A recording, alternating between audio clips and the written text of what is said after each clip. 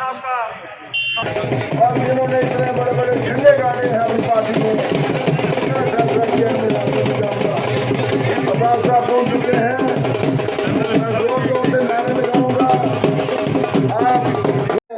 उन्होंने बड़ी कुर्बानी की है जम्मू कश्मीर के लोगों के लिए। Thank you very much. जय हिंद। अरे यार एक टोपी नहीं उठा सकते, उसमें भी 10 आदमी थोड़ा पीछे।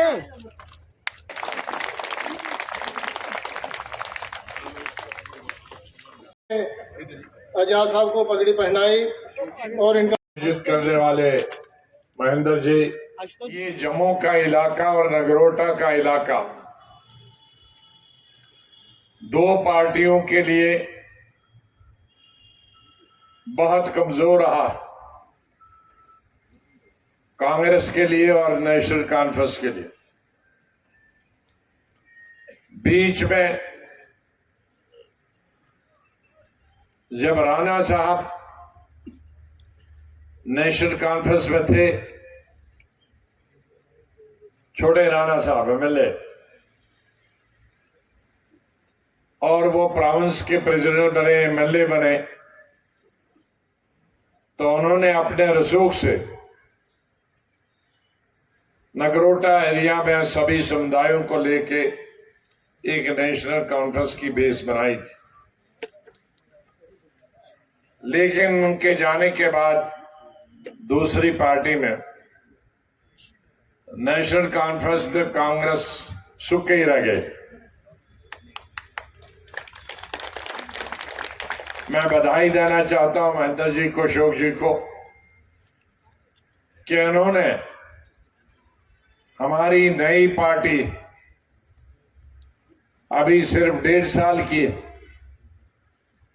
तो इस 1.5 साल में स्टेट के हर एक एरिया में, स्टेट के ब्लॉक में, पंचायत में, डिस्ट्रिक्ट में, रीजन में जाने का प्रयास हम लोगों ने किया। सभी ने मिलके, छोटे बड़ों ने, शुरू करने में दिक्कत होती है। मैं बहुत बधाई देता हूं महेंद्र जी और अशोक जी, क्योंकि जम्मू हमारी रियासत का बहुत जरूरी अंग है। श्रीनगर, कश्मीर अपनी खूबसूरती के लिए, लेकिन जम्मू जिसको हम 35 साल पहले बहुत ही निगलेक्टेड एरिया, पसमानदा एरिया समझते थे, मुझे आज फख्र है कि जम्मू अब कॉस्मोपॉलिटन सिटी बनी। जम्मू में हर धर्म के लोग, हर जाति के लोग, हर समुदाय के लोग, हर इलाके के लोग रहते हैं। यहाँ हमारे हिंदू भाई है, मुसलमान भाई है, सिख भाई है, ईसाई भाई भी है, चाहे संख्या कम हो ज्यादा हो, लेकिन सब प्यार से रहते हैं। इसलिए वोट से भी ज्यादा, पार्टी से भी ज्यादा मैं अहमियत देता हूं भाईचारे को, हिंदू मुसलमान सिख इत्तेहाद को, क्योंकि ये बुनियादी इंसानी फर्ज, पहले हम इंसानी फर्ज को पूरा करें, जो हमारा कर्तव्य है उसको पूरा करें, फिर पार्टियां भी बनेंगी।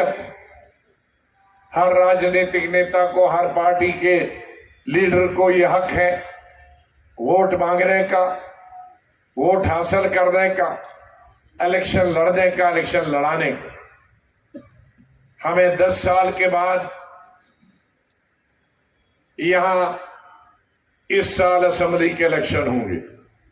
मैंने अपने 2.5 साल के वक्त में जितने 70 साल में स्कूल कॉलेज नहीं बने थे, मैंने 2.5 साल में उतने स्कूल कॉलेज प्राइमरी से लेकर और कॉलेज तक बनाए थे और हर जगह टीचर था।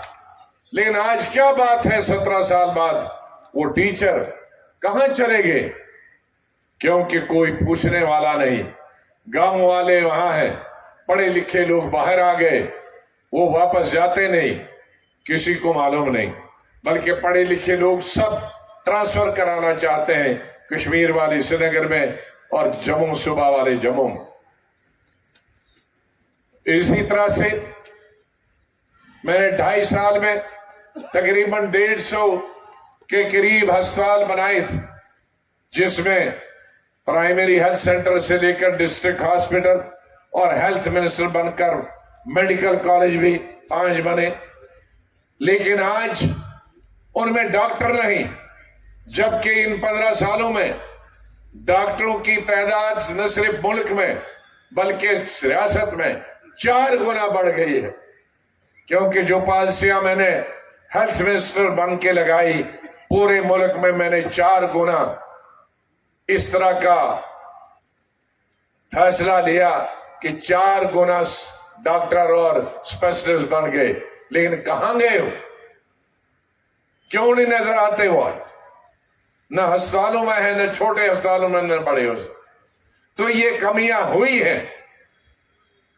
ठीक है, IIT बने हैं, all India institute medical science बन रहे हैं आज के दौर हुकूमत में, उसलिए उसको मुबारक।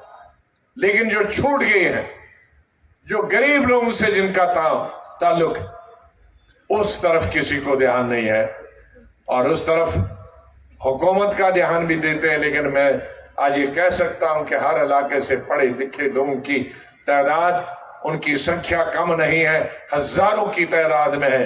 अपने अपने डिपार्टमेंट में ही अगर उन इलाकों का वो काम करेंगे तो भी बहुत उत्थान होगा, तो भी बहुत फर्क पड़ेगा। तबका है गुजर बकरवाल खास, पता नहीं कितने हजार साल से ये चलते हैं। आधे कपड़े तो इनके कांटे वाली झाड़ियां खा जाती हैं और आधा खून तो पत्थर खा जाते हैं। नंगे पांव सैकड़ों किलोमीटर चलते हैं और ठंडी बर्फ में, बारिश में अपने मंजू के साथ, अपनी भेड़ों के साथ, बकरियों के साथ 13-13, 14-14 हजार फुट की बुलंदी पर। मैं जब चीफ मिनिस्टर था तो इनके इन धारों पर उतरता था और देखता था कि छोटा सा टैंक और बारिश बाहर इतनी हो रही। जब मैं चीफ मिनिस्टर था तो मुझे बताया गया कि चाहे हमारे हिंदू भाई जम्मू के हों, चाहे वो राजपूत हो या ब्राह्मण हो, चाहे हमारे सिख भाई हो, चाहे गुजर भाई हो, कश्मीरी हो, कश्मीर में 70 से 80% हमारे भाई लोगों का, हिंदू मुसलमान गुजर गैर गुजर का घर या जमीन या दुकान या खेती सरकारी जमीन पे, चाहे वो घास चराई भी हो, चाहे वो खालसा सरकार हो, चाहे वो जंगलात की सरकार, जंगलात की जमीन उस पर है। इसीलिए मैंने रोशनी का कानून बनाया था, जिसमें उन लाखों लोगों को 70% लोगों को मालिकाना हक देने का था, जो भी 20 साल से उस जमीन पे बैठे थे उनको मालिकाना हक दिया। मुझे अफसोस है कि मेरे बाद वो मालिकाना हक उनसे छीन दिया गया। मैंने वादा किया है कि हुकूमत बनेगी तो वो मालिकाना हक दिया जाए। हाँ, ये है कि उसमें हमारे सब समुदाय के लोग हैं। लेकिन एक चीज मैंने देखी बाद में कि कुछ लोगों ने, जो असरदार लोग थे अवाम में भी और कुछ ऑफिसर में, उन्होंने जहां उनका कब्जा 10 कनाल थे, उन्होंने 100 कनाल मान ली। ऐसे लोगों के खिलाफ एक्शन भी लिया जाएगा। और पार्लियामेंट में बनाया कि हमारे एसटी भाई हैं, चाहे वो गुर्जर हैं या बकरवाल हैं या वो गद्दी हैं, जो जंगलों में रहते हैं। इसी तरह से बहुत सारी चीजें कश्मीरी भाइयों को, चाहे वो हमारे कश्मीरी पंडित है, मुसलमान भी थोड़े बहुत है, वो तो तकरीबन गए, लेकिन कुछ का जमीन खा गए, घर गए खा गए, उनको वापस जाने का, वापस लेने का मैं कि सभी कश्मीरी भाइयों से, वो कश्मीरी पंडित हो या कश्मीरी हो, उनसे गुजारिश करूंगा, अगर अधिकतर लोगों ने जमीनें घर भेज दी है, जिसने नहीं बेची है वो कभी भी ऐसी गलती न करे, कोई जमीन नहीं बेचे। वहां की हवा अपना घर नहीं छोड़ना चाहे। और अब हालात ठीक है, अब माहौल ठीक है, मिलिटेंसी की इक्का दुक्का वारदात होती है। गुजारिश करूंगा, चाहे हमारे कश्मीरी पंडित भाई हो, कश्मीरी मुस्लिम हो, हमारे गुजर बकरवाल भाई हों, ये भी अपनी अपनी जगहें नहीं छोड़ें, उनको ही परमानेंट किया जाए। सभी को, हिंदू मुसलमान है, एक प्यार से और प्रेम से रहिए, इलेक्शन की तैयारी करिए। सरकार, हमने बहुत मेहनत की, हमारी पार्टी ने, DPAP ने, उसको कामयाब बनाना है पार्लियामेंट असेंबली में।